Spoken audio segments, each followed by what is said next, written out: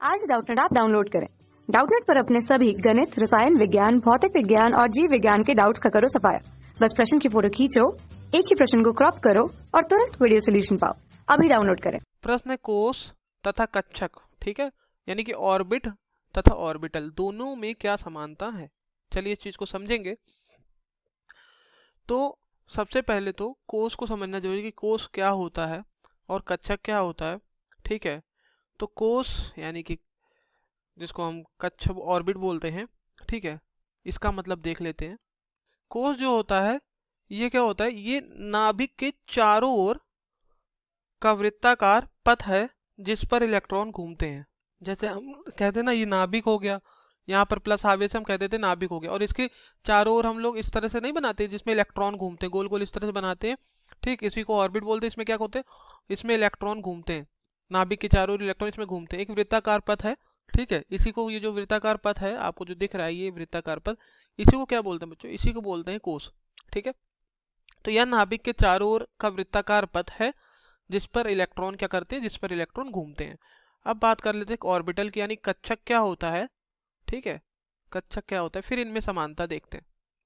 यह त्रिविमीय अंतरिक्ष का नाभिक के चारों ओर का वह भिन्न है, ठीक है, सॉरी, वह क्षेत्र है जहाँ क्या होता है, इलेक्ट्रॉन की पाए जाने की संभावना क्या होती है, सबसे अधिक होती है, ठीक है। देखिए कोस जो था, कोस में क्या होता है, सारे जो स्फेरिकल होते हैं, गोलाकार होते हैं, वृत्ताकार कह सकते हैं, ठीक है। और यहाँ पर क्या था, ऑर्बिटल में क्या था, सारे ऑर्बिटल जो होते हैं यानी सारे कक्षक जो होते हैं वो अलग अलग होते हैं, ठीक। और सबसे ज्यादा इलेक्ट्रॉन जो होता है, मतलब अधिकतम संख्या के इलेक्ट्रॉन जो कोस में रह सकते हैं वो कितने रह सकते हैं, 2n² के बोरबरीन कहते हैं। यहाँ पर n क्या है, n है कोसों की संख्या, ठीक है, समझ गए। और यहाँ पर जो है कक्षक में सबसे अधिकतम इलेक्ट्रॉन सिर्फ 2 ही रह सकते, सिर्फ 2 इलेक्ट्रॉन रह सकते, 2 से अधिक इलेक्ट्रॉन नहीं रह सकते, ठीक है। और जो हमारा ऑर्बिट होता है, ऑर्बिट और ऑर्बिट यानी कि कोस जो होता है, ठीक है, ये इसको हम कक्षा भी कह सकते हैं, ठीक है। एक कक्षा का इलेक्ट्रॉन का सरल जो होता है, सरल प्लेनर कहते हैं, सिंपल प्लेनर रिप्रेजेंटेशन होता है इलेक्ट्रॉन का, इलेक्ट्रॉन को दर्शाने का एक सबसे बड़ा सबसे आसान तरीका होता है, ठीक। और अगर ऑर्बिटल की बात करें तो ये कक्षीय नाभिकों के चारों ओर एक इलेक्ट्रॉन के आयामी गति के त्रियामी गति में संदर्भित करता है, समझ रहे हो। तो ये और कक्षक था। इन दोनों में होता क्या है, इन दोनों में समानता क्या होती है, हालांकि ये डिफरेंट होते हैं दोनों, लेकिन इन दोनों में समानता पूछ रहा है।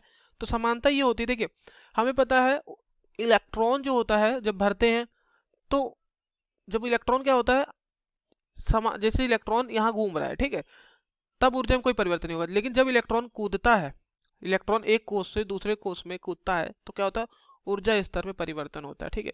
और ये यहाँ पर भी इलेक्ट्रॉन कूदेगा आद्यावस्था से उत्तेजित अवस्था में, कक्षकों में भी ऐसा होता है, कोष में भी ऐसा होता है। दोनों में क्या होता है, दोनों में ऊर्जा स्तर होते हैं कुछ ना कुछ।